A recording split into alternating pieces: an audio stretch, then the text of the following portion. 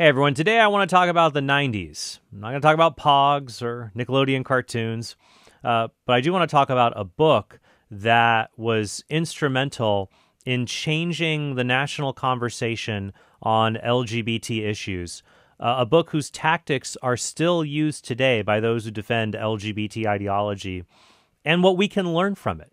Frankly, as Catholics and as Christians, we want to capture hearts and minds. You can't just have good arguments. Good arguments are very, very helpful, but there's a certain approach that one must take in putting forward controversial ideas. So I find this book fascinating just to learn from that, but also as a student of history to find out what happened. So what is the book I want to talk about? I have it right here. It's called After the Ball. So After the Ball, How America Will Conquer Its Fear and Hatred of Gays in the 90s by Marshall Kirk and Hunter Madsen. So the book came out, I think, like 1988, 1989. And Kirk and Madsen are part of the LGBT movement, and they're part of at least defending it. And they argue in this book, they say, look, the LGBT so-called civil rights movement has been going at things the wrong way. And we need to change the approach if we're going to change public opinion on this issue. So they wrote this book, and Kirk and Madsen, their background is actually in advertising. So what they said is the LGBT movement needs to take a lesson from Madison Avenue, as they call it, from advertising executive firms in order to change public perception. And that makes sense, right? You want to change public perception of things. And what shapes a lot of our perceptions in life? The advertisements that we watch. And so that was the approach they wanted to take. So I want to talk about that book, how it affects, its tactics that we still see today, and then also how we can learn from that. So I'll just read you a part of this review from the Los Angeles Times. Came out in 1989 by Jonathan Kirsch, a review of Kirk and Madsen's book. He writes, 1 out of 10 Americans is gay, according to Marshall Kirk and Hunter Madsen in After the Ball. Actually, that's from the Kinsey Institute, and we now know that is incorrect. It's more closer to 1% to 2% identify as LGBT. But Kirk and Madsen would say that doesn't matter because they're doing propaganda. But here, I'll continue. These 25 million men and women are, quote, from the book, forced to cower and skulk like a German Jew of the 30s. They are the victims of a national sickness that manifests itself in the fear and hatred of homosexuality. The only appropriate response from the gay community and the only way to put an end to their oppression is, quote, ice-cold, controlled, directed rage. Now, here's what's interesting. The article goes on to say, but After the Ball is not a call to the barricades. Rather, it is a curious call to the storyboards and 30-second spots of Madison Avenue, a kind of sanitized, upscale media radicalism that finds mass demonstrations to be ghastly freak shows and prefers highway billboards that, quote, earnestly propound appealing truisms, the safer and more platitudinous, the better. The authors readily admit, I love this excerpt from the book, we're talking about propaganda. So here, what Kirk and Madsen are saying is that members of the LGBT community can be angry, but he's telling them that they need to fight smart. They need to direct it in very clever ways. And one of the big arguments in the book is they say, stop with the outlandish behavior. So I thought of that today about that article I talked about before last week about the LGBT pride parades, introducing children to this, having, let's say, drag queen story hour at libraries. Kirk and Madsen, if you were to try that back in the 90s, Kirk and Madsen would say, that is the completely wrong way to go about it. Because back then, the LGBT movement had no social currency. Even in Hollywood, even in places where they're generally accepted in movies and television shows, they're the butt of jokes. It's interesting, right? When you watch movies from the 90s and you see how they discuss LGBT issues, even mainstream movies, nowadays, those same movies could never be made. They'd be instantly canceled. In fact, transgender is a plot point in the movie Ace Ventura: Pet Detective. Remember that with Jim Carrey? It's an important point of the plot, but the way that it's handled in the movie back then, that movie would be protested. It would be destroyed. It wouldn't even have a release, or at least not with those elements in it. And you see how things have changed since then. So I want to talk about After the Ball, and I'm going to read to you some excerpts from the book that show what kind of the general strategy is. Okay, so Kirk and Madsen divide up their audience into three groups: intransigents, ambivalent skeptics, and friends. The idea here is intransigents are people who are vocally opposed to homosexual behavior, to LGBT ideology. They're vocally opposed. They're not going to change their minds. And so these are people that Kirk and Madsen would say, don't waste your time on them. Ignore them. You don't interact with them. The only interaction you should have with the intransigents is efforts to silence them, to just find ways to get the community to rally behind shutting them up. So the only way you want to interact with them is to pick the most vile members of the intransigents and make them representative of the whole. That will come up here with another tactic that's called jamming. So you have the intransigents, you have friends. These are people that fully agree and are great, and you just want to mobilize them and get them on the same page. In between the intransigents and the friends, so you have your helpful allies, you have those that are very vocally opposed, you have the mushy middle in between. These are people that Kirk and Madsen call ambivalent skeptics. And so they recommend two strategies for ambivalent skeptics: desensitize them and convert them, or a process called jamming. First, I want to talk about desensitizing. This is what they say on page 177 of the book. At least at the outset, we seek desensitization and nothing more. You can forget about trying right up front to persuade folks that homosexuality is a good thing. But if you can get them to think it is just another thing, meriting no more than a shrug of the shoulders, then your battle for legal and social rights is virtually won. Isn't that fascinating? They said, we're not trying to convince people it's a good thing. You start with tolerance, and then eventually that becomes acceptance, then celebration. It's all about keeping your eye on the ball, after the ball. And that's the thing with Kirk and Madsen. They're saying, look, the long game here. Don't blow up by doing a crazy, over-the-top drag show or parade that scandalizes children.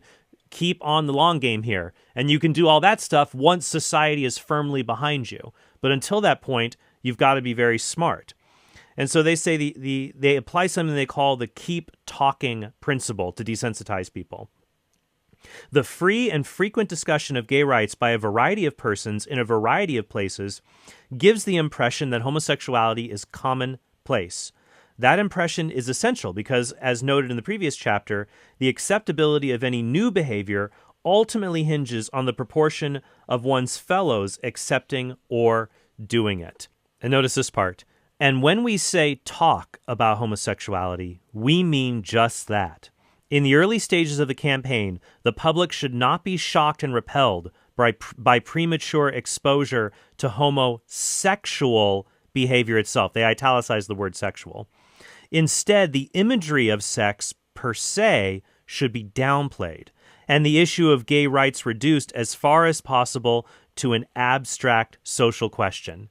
That's exactly right. And that's exactly now more of the sexually explicit things can come to the forefront because so much time was invested in taking the LGBT ideology and making it an abstract issue. And people still want to treat it that way. But when you get down to the essential nature, the visceral reality of what so-called gender reassignment surgery does to the human body, what is involved in sexual acts between two men, for example, that is something the other side does not want to talk about because it exposes how these things are contrary to nature that is built into the human person.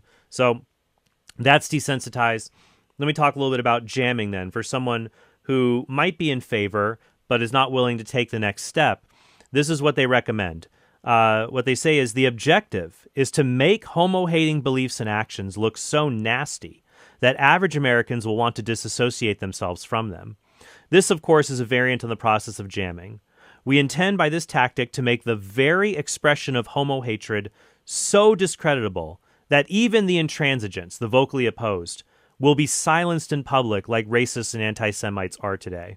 The best way to make homo-hatred look bad is to vilify those who victimize gays. The public should be shown images of ranting homo-haters whose traits and attitudes appall and anger middle America. So Kirk and Madsen are saying the images of those who identify as LGBT should be as bland and normal and just like everybody else. Ellen DeGeneres, Pete Buttigieg. That's the image we need to have. And that's what was successful. The images, however, of those who oppose homosexuality should look very, very different from what is commonplace. Like people who hold up signs at the Westboro Baptist Church saying God hates FAGs. Even people who are ambivalent towards homosexuality would say, I would never go to a funeral and hold a sign like that. That's crazy. I don't want to be anything like those people. That's the jamming process, to make you think you have to fully embrace the other side so you're not like the fringe on a belief that you actually do hold the major tenets of. So that's ignoring, jamming, desensitizing, and then recruiting. They say, well, you got to recruit people, but they caution, actually. And here's what's interesting about it. They caution about allying. They say, look, if we're going to ally together, this is a problem in the early 90s, Kirk and Madsen are critical of LGBT people who would ally themselves with very controversial movements. They would say, there's a chapter in here, it actually says, you keep the message focused. You're a homosexual, not a whale. The idea here is that everyone is, we're aligned. It says here, we're aligned with the Animal Protection League, migrant farm workers, Trotskyites, Fat Person Liberation Front, Anti-Apartheid, Save the Whales. They speak at our rallies. We speak at theirs. But the problem is the message gets lost. Back in 1988, they were at a gay pride parade. They had signs that said, cruise men, not missiles. Cruising is a term for finding casual sexual liaisons. Cruise missiles were a big part of Iran-Contra and a lot of the other controversies in the 80s in Central America, things like that. And he said, no, this dilutes the message, and they put this in here. As a practical rule of thumb, gay organizations and strategists should think twice about public association with any group that is generally unpopular, smaller than the gay community, and concerned with issues remote from it. So that's why you even see within the past few years, those who identify as LGBT will say, well, we're not with polygamists. We have nothing to do with polygamy. We have nothing to do with this or that.